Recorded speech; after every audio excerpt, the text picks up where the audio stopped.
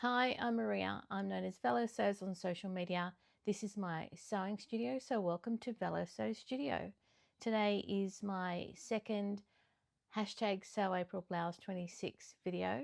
I'm one of the video bloggers that have been scheduled for supporting hashtag SewAprilBlouse26. So I'll run you through some of the details to enter your blouse or your shirt into hashtag SewAprilBlouse26.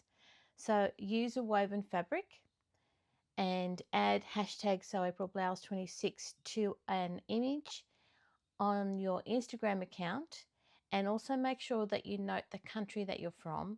There are a lot of prizes and sponsors for this particular challenge. So this will give Gabrielle of cloth_edit and Tamlyn of sewn_on_the_time, sew on the time. Tag their accounts so that you put the tag on the photo of your Instagram post. And what this allows them to do is they will actually see your entry. The hashtag ability on Instagram is pretty much rubbish now. So this is the best way for them to find your entry. And I really encourage you that if you are using a woven fabric, if you're sewing a shirt or a blouse this month, put your entry in. Make sure that your account is public and not private. If it is private and you're happy to switch it over to public, please do so that your entry can go into the draw. If you have a private account, think about creating a public account just for sewing challenges. Hashtag SewAprilBlouse26 is a perfect example of being part of the wider community that are sewing with woven fabrics and either coming up with a blouse or a shirt. So with a shirt, you've got the classic button down, which is what I'm wearing, a collar, buttons, it's fitted, the sleeves have got cuffs, and it's crisp shirting fabric. With a blouse, you're looking at softer shaping and you're experimenting with piping and ruffles. That's something to think about, and I encourage you to take part in it. So I've already shown in the previous video the first blouse that I made, and I think that's more of a blouse rather than a shirt. It does have button down at the front. It's got a two-part collar, which is what I'm all about this month, is a two-part collar. It's got softer fabric, so I've used the My Dress Made NAIA.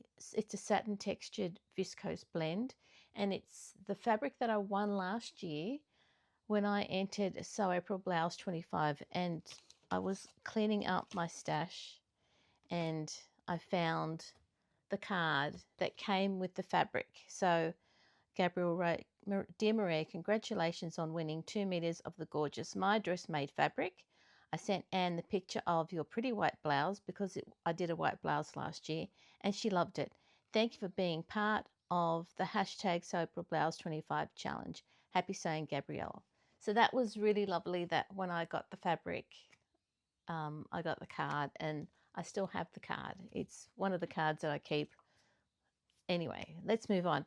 The second shirt that I made was based on my bodice block pattern, and I used an embroidered pinstripe fabric that I bought from Miss Maude NZ.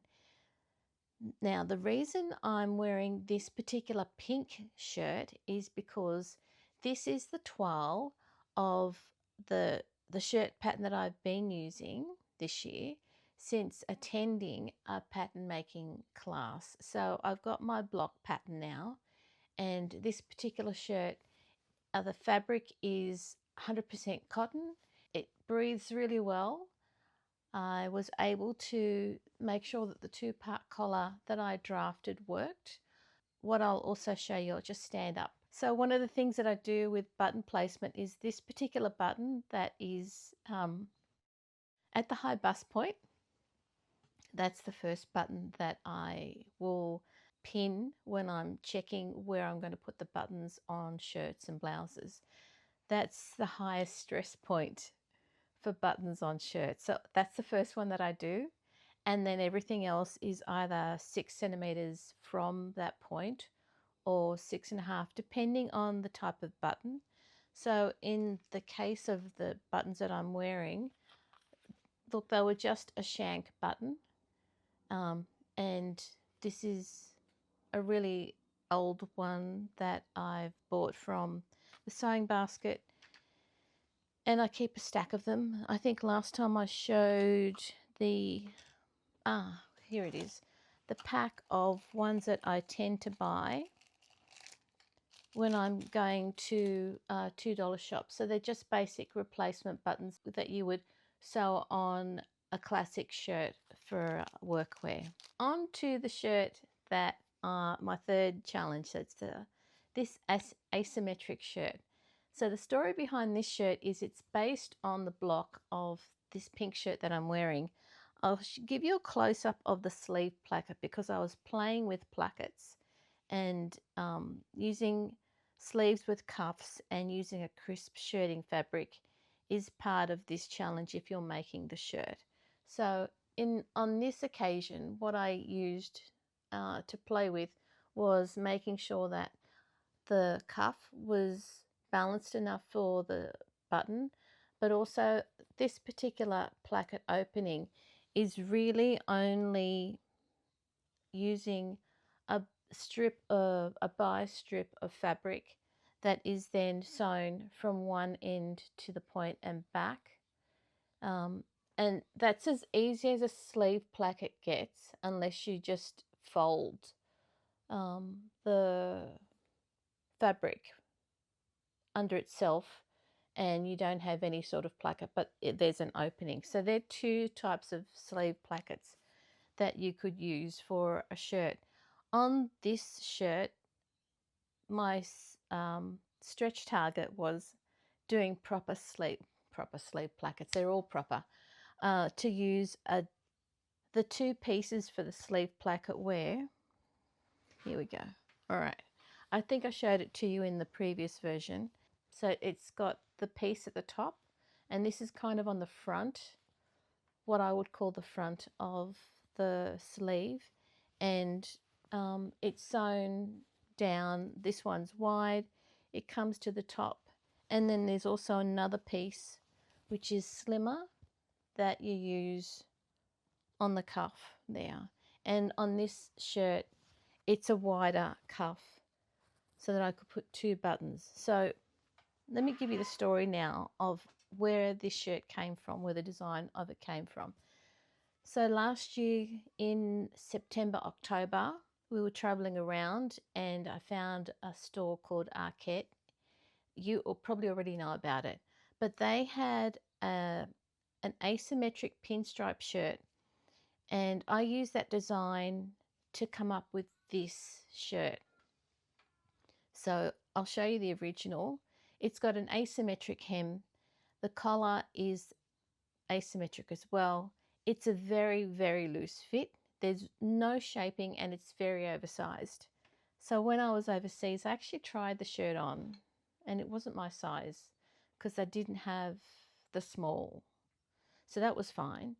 But I tried it on in the change rooms and I looked like it didn't work. It was just too big for my shape. And part of sewing your own clothes for me is making sure that it fits my height and my width. So then we go to February when I attended the pattern making class and I came up with the block pattern.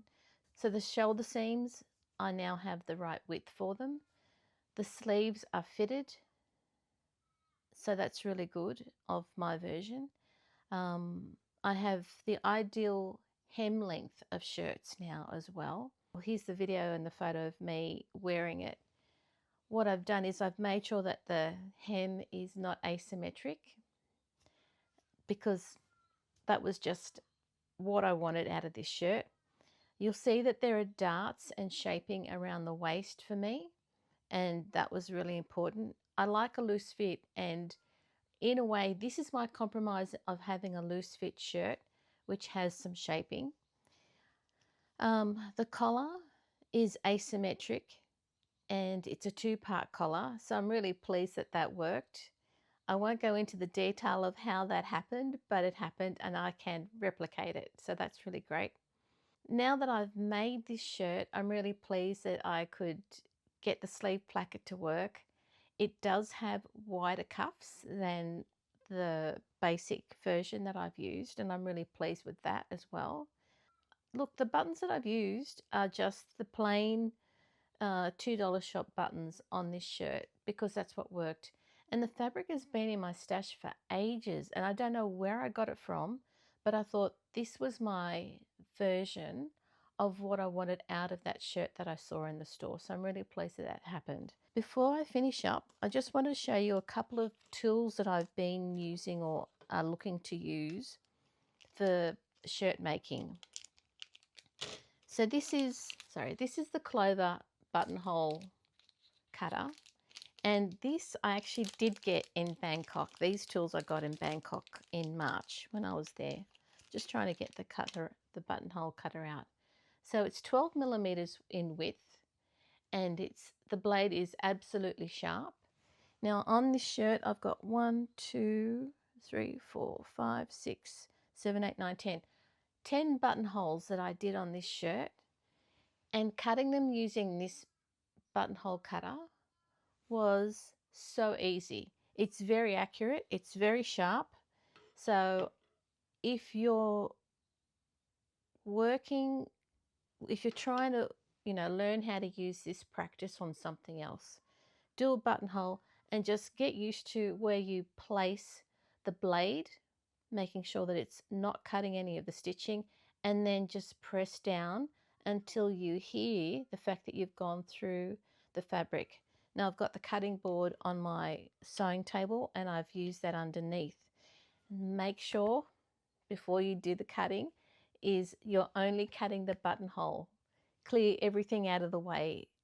Don't get that excited, like calm down and just get into it. Okay, so that's my tip for using the buttonhole cutter. It's a Clover tool.